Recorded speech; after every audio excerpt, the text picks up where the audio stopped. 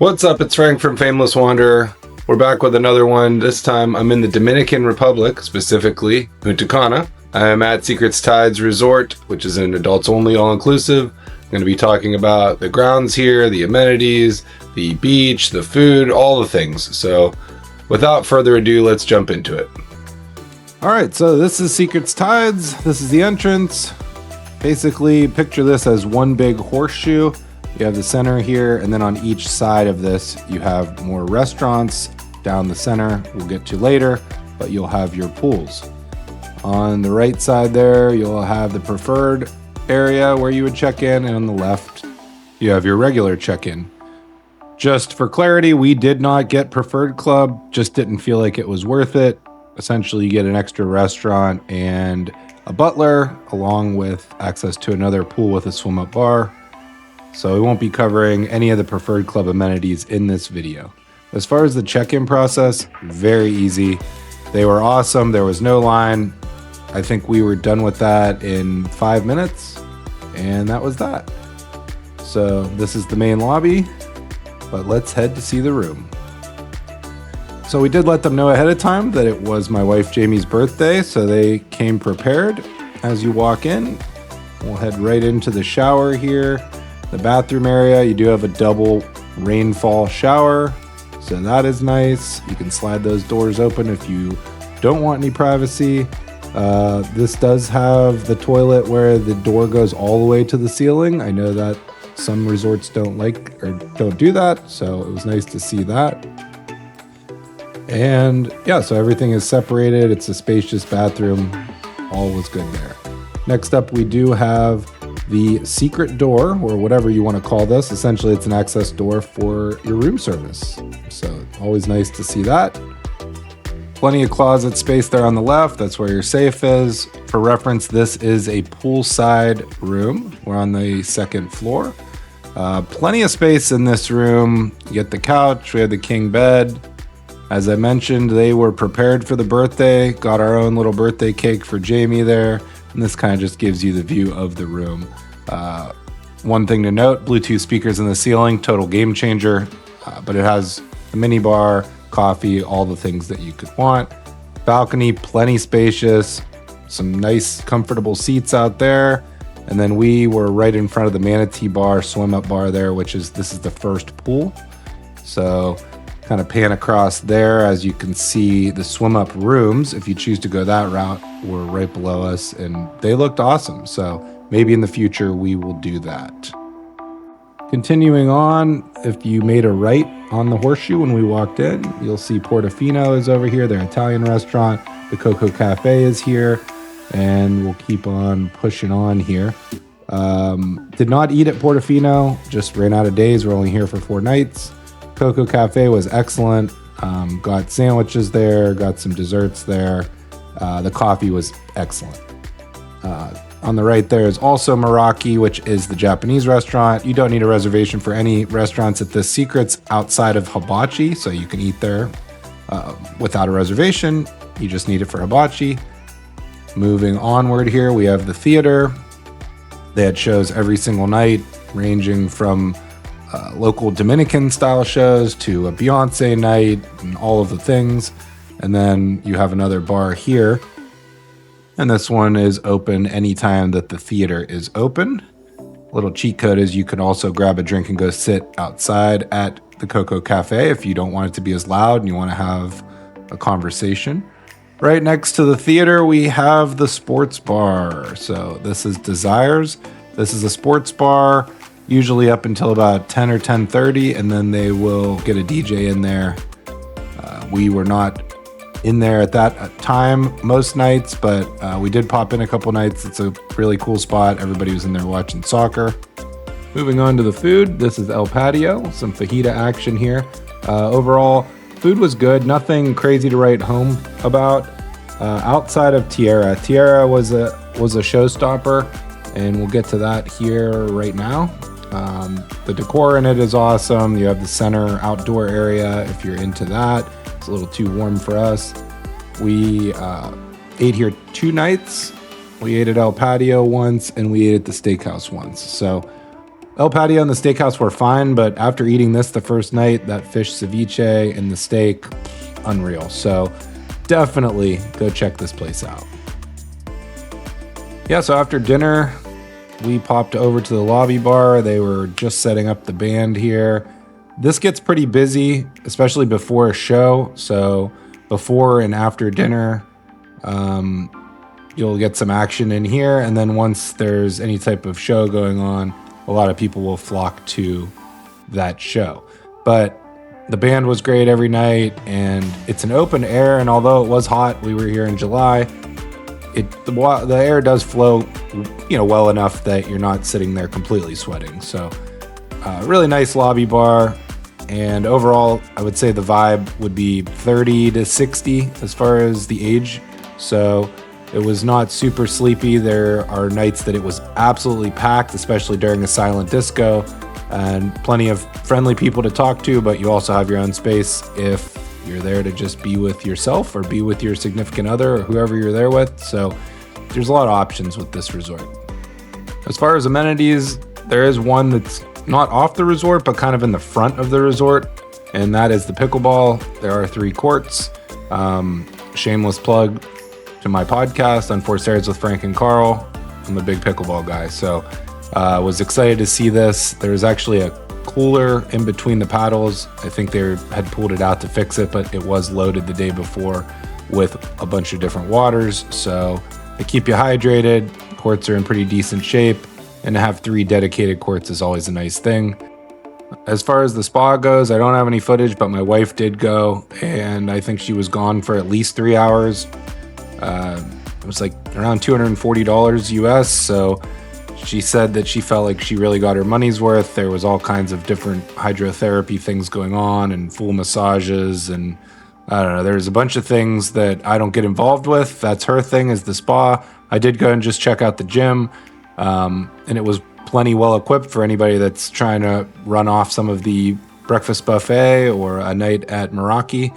So all was good there. We did not do any of the water sports, so I can't comment on that, but I do know that they're supposed to have non-motorized water sports activities available if you're interested.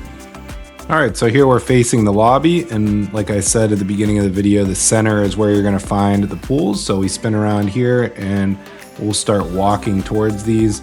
There are technically, I guess you could say, 4 pools. One of them is a preferred club pool, but you have your first pool here, and it has a swim up bar in it, and it was really probably, in our opinion, the best pool.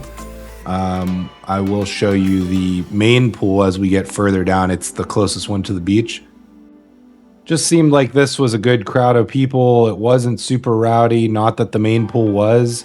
It obviously is dependent on what day you're there and what guests are there as far as that goes, but it was pretty chill. And then as the later afternoon goes and people have a few drinks, you can make plenty of friends at the bar. As we take a little detour here, just want to give you a view of what the swim up suites look like. And again, these are the ones that are kind of right in front of our room.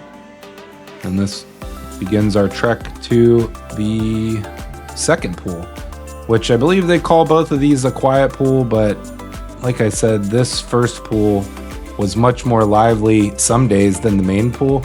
But overall pretty chill. There isn't a ton of music blasting, it's just coming from the bar itself, where the main pool, you do have access to the live band. It was nice that it wasn't just a DJ every day. They did have some live music being played, and there was some good songs there. But yeah, this is the Manatee Bar, and this is the first pool.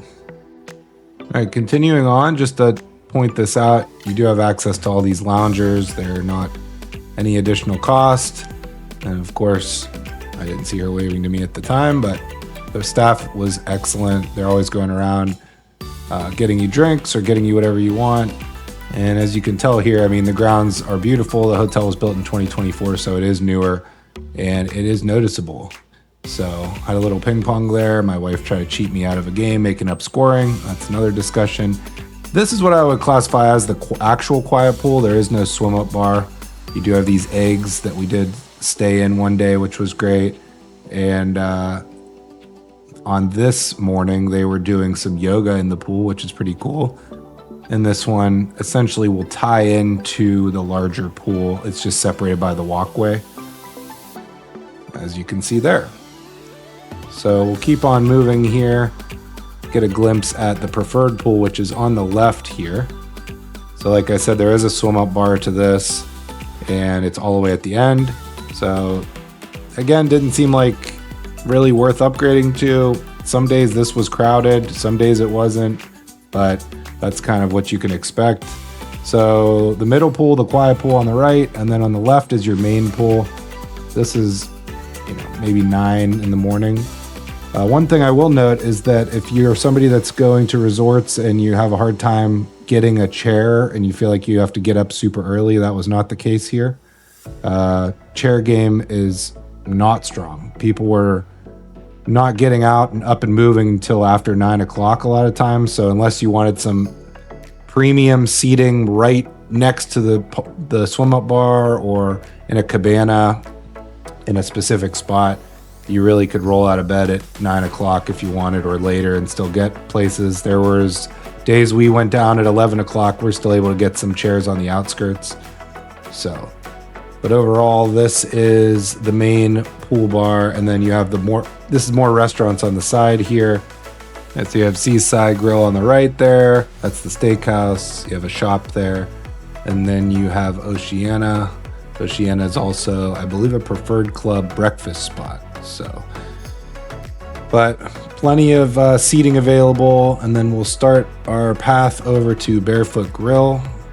Barefoot Grill, they advertise like hot dogs and hamburgers, but it's much more than that. They do have a full menu. Food-wise, nothing to write home about. It was good, but nothing great. But it is a cool spot. Again, all open air here, but you do get some shade and you get a nice view of the beach. So this opens up in the afternoon, and yeah, this was a hot spot for a lot of people, but we didn't have any issue getting in. Again, plenty of seating there, got food pretty quickly. But yeah, so that is Barefoot Grill. And now we will start our walk to the beach.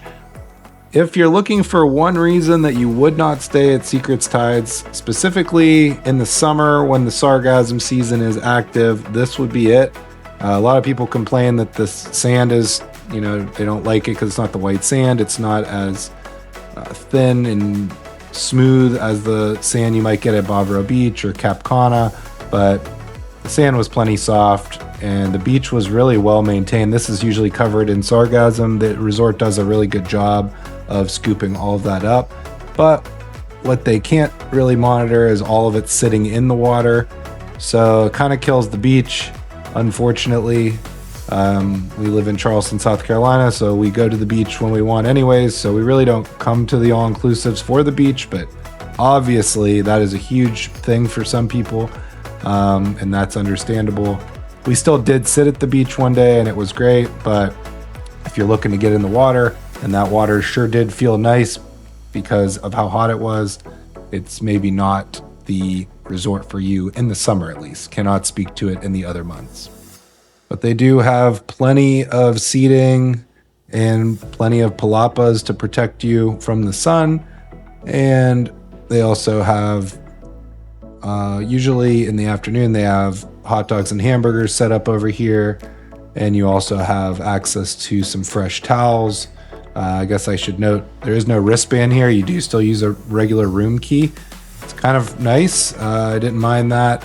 And nobody's really monitoring things, so it's not like you have to tell them that your room is this. They just give you the towel. You're treated like adults, which is how it should be at an adults only resort. So That takes us back to the main pool here. Overall thoughts of the resort, we both agreed we would absolutely come back. This is our first Secrets property. We've done several other all-inclusives previously, but overall, the staff was outstanding.